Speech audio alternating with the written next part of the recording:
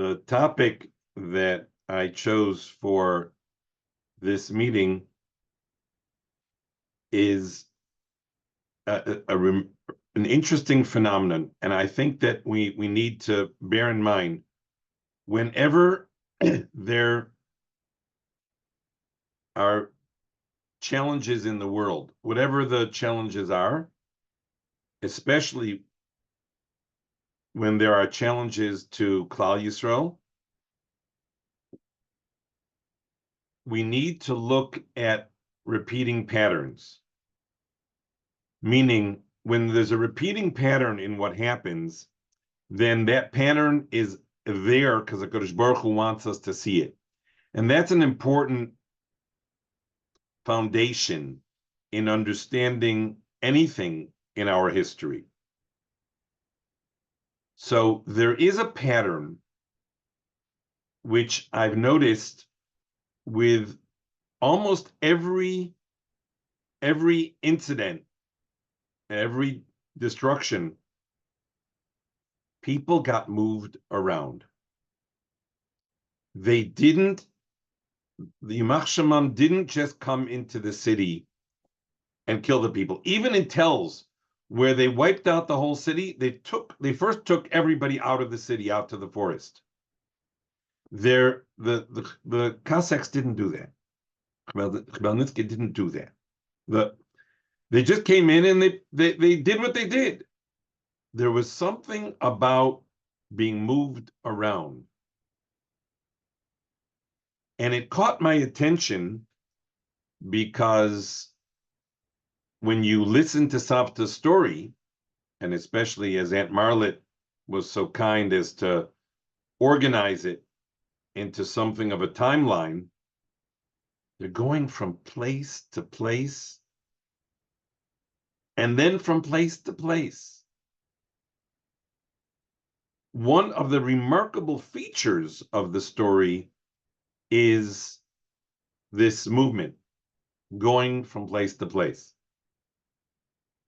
And it requires that we take a step back and say, what does that aspect of the Holocaust have in store for us? What is it meant to teach us? What is it doing there? What is its role?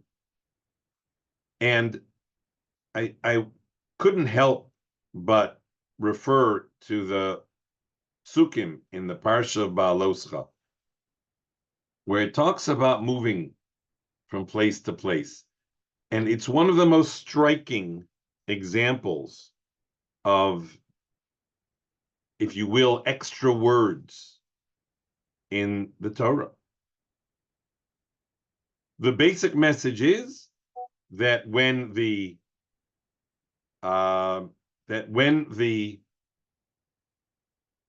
Anan went up, the people knew to move. When the Anan descended, the people knew to encamp. I just said that in very few words. That wasn't a long sentence. The Anan went up, they moved. The Anan went down, they encamped. How many different ways can you say that? Well, listen to how many different ways the Torah says it. Ulefi he'alos he'anan mi'al ha'oel v'yachrei chen yis'u b'nei Yisrael. The Anan went up, the people moved. Uvim koma sheyishkan sham ha'anan sham yachanu b'nei Yisrael. And where the Anan rested, there the people rested. Think we got the story, right? That's the picture. The next pasuk, Al pi Hashem yisu b'nei Yisrael v'al pi Hashem yachanu.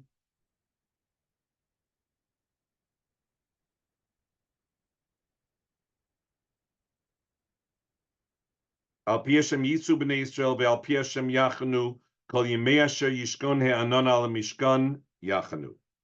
Okay, maybe we're adding the fact that it's Hashem's directive.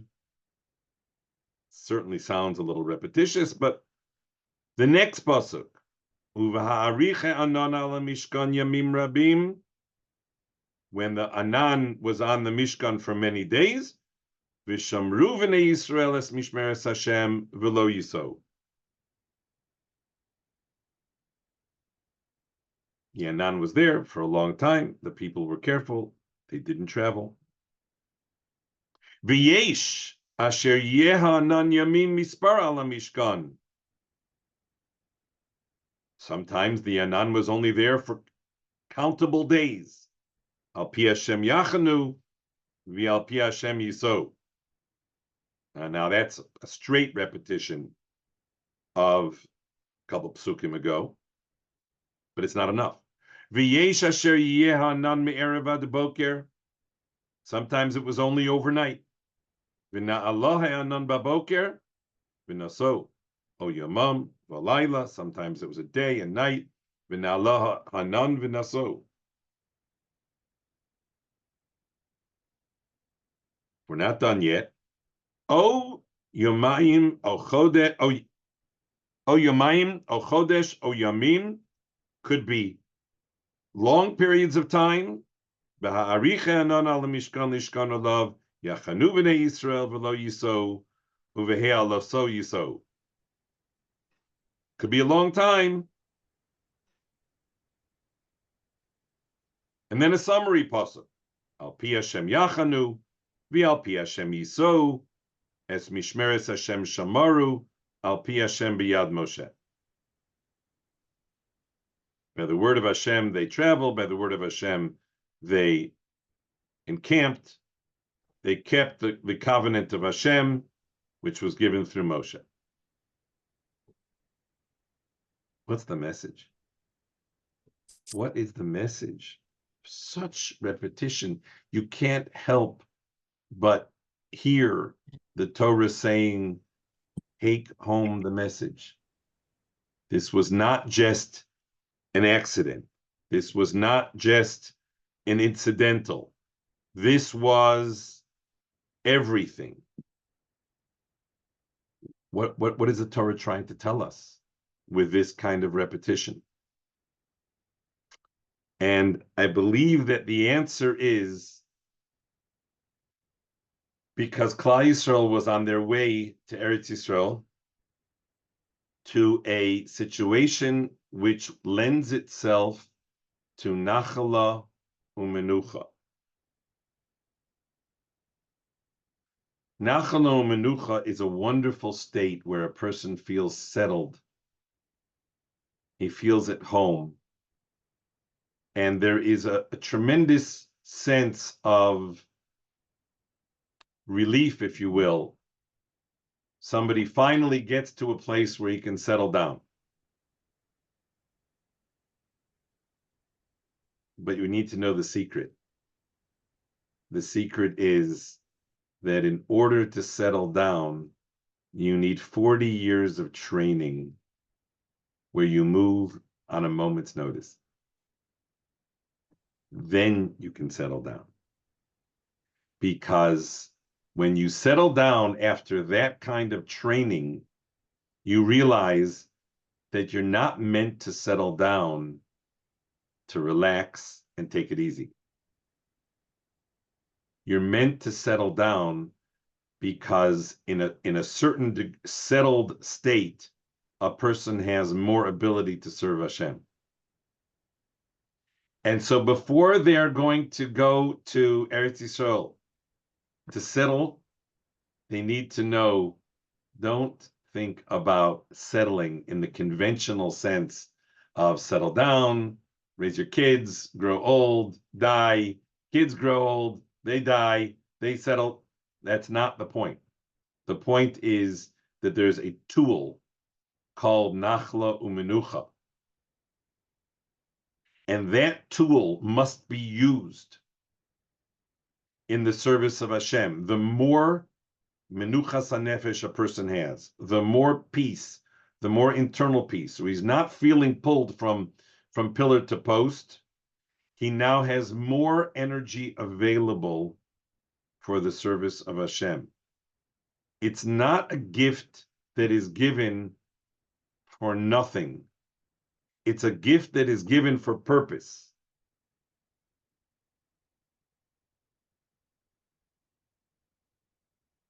So the Pasuk tells us that Moshe Rabbeinu told the people, Hi lovosem ad ata el hamenucha ve'el hanachala asher Hashem Elokecha nosein lach. He announces to them, you haven't yet gotten to the nachla umenucha. It would seem as though should know this isn't your permanent residence. Says Rashi, what does El HaMenucha mean? That's the Mishkan of Shiloh. What does Nachala mean? That's Yerushalayim.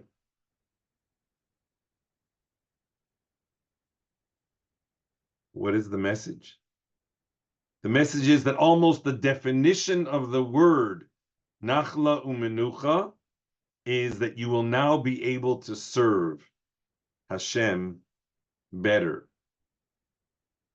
It's very seductive to be drawn into the idea I have a home, and now I can appreciate the Nachla and the Menucha, and the Torah is saying that's not the point of having permanent residence. The point of permanent residence is to be more available to the service of Hashem. There's a certain amount of availability that is missing when a person is running from pillar to post. It's harder. Doesn't mean it's impossible, but it's harder. And a certain amount of that energy is freed up when the person has permanent residence. And that is the Nachla Umenucha. And it is so counter to what how the Western world thinks about permanent residence. In fact, you will even hear the expression, I settled down. That almost always implies I found some permanent residence and I settled into my routine and I went on with life. And we take a polar opposite view of permanent residence. Permanent residence is a gift which frees us up to be able to serve. We have interesting psukim in Dvarim. It says, Va'abratem et HaYarden, you're going to cross the Jordan River. V'yishavtem ba'aretz asher Hashem Elokechem manchil eschem, and you'll dwell in the land that Hashem is giving you.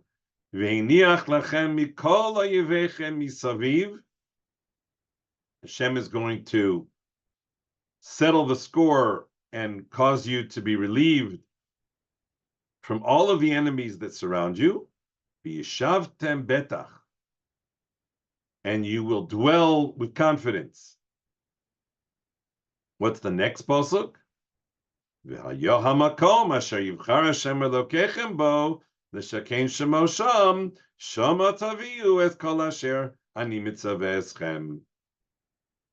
Oh, interesting. Now that you have this Yishavtem Betach, so now the place where Hashem has designated, you will now be able to bring your service to Hashem. Rashi even spells it out very explicitly. V'hiniach lachem, after the conquest and the division, there's going to be menucha, there's going to be a period of rest from all of the goyim. Hashem is going to relieve us of all of that turmoil and tension. And that will only happen in the days of David HaMelech, says Rashi. Az benu lachem beis HaBechira, Yerushalayim. Then build the Beis HaMikdash in Yerushalayim. The notion of what you do with Nachla Umenucha is a uniquely Jewish Torah message. It's not a message that you will hear echoed anywhere else. Because the ascetics, the people who don't think you should have, you're no permanence in this world at all, and they live without any sense of permanence, They miss out on this aspect of the service of Hashem.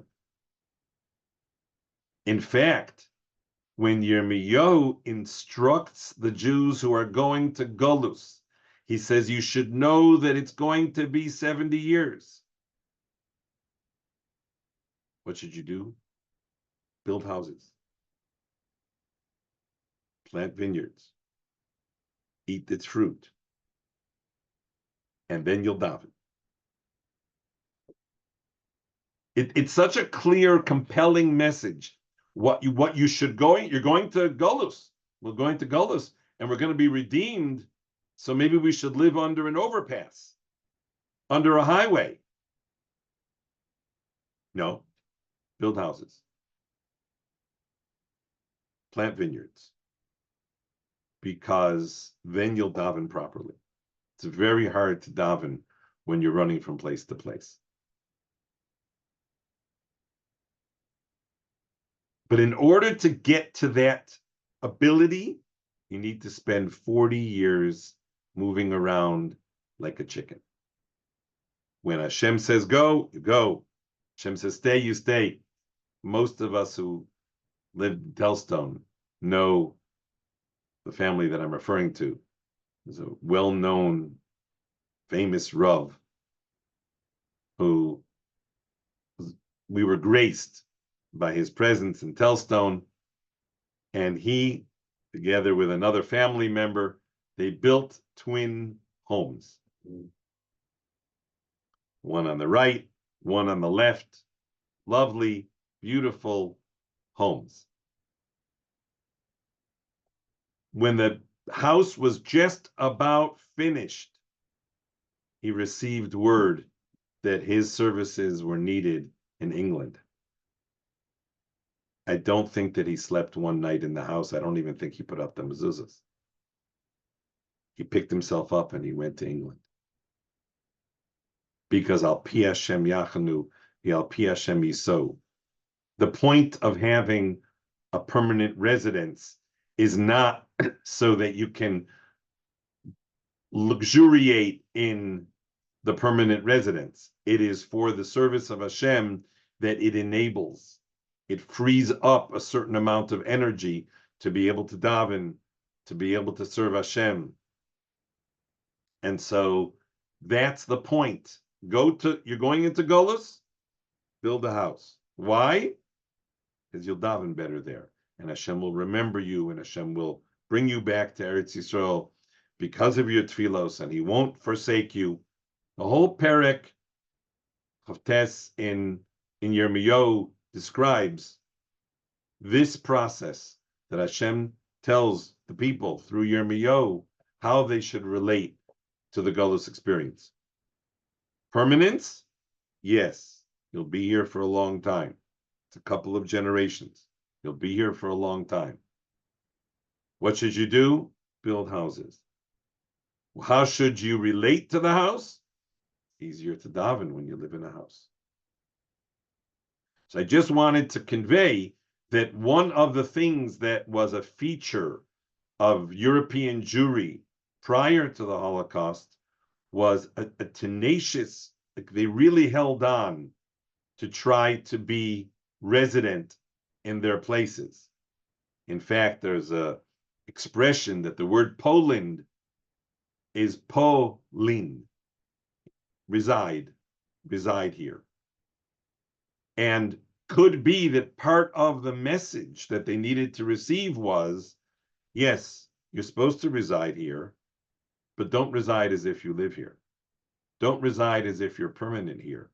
Don't reside as if the residence doesn't obligate. Residence obligates. How do you know that residence obligates? You go from pillar to post. You go from place to place. 40 years of running from place to place. Now you know why it is that you're going to go to Nachlu Menucha, and that's the message of having to move around.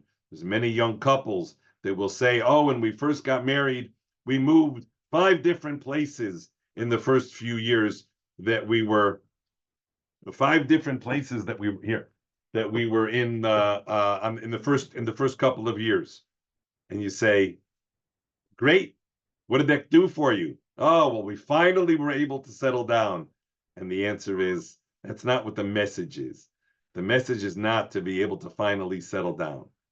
The message is we got training. We were moving around from place to place, and we came to know what the Pasuk says in Bahaloscha. Al pi Hashem Yisov, al pi Hashem Yachanu, es mishmeres Hashem Shamaru.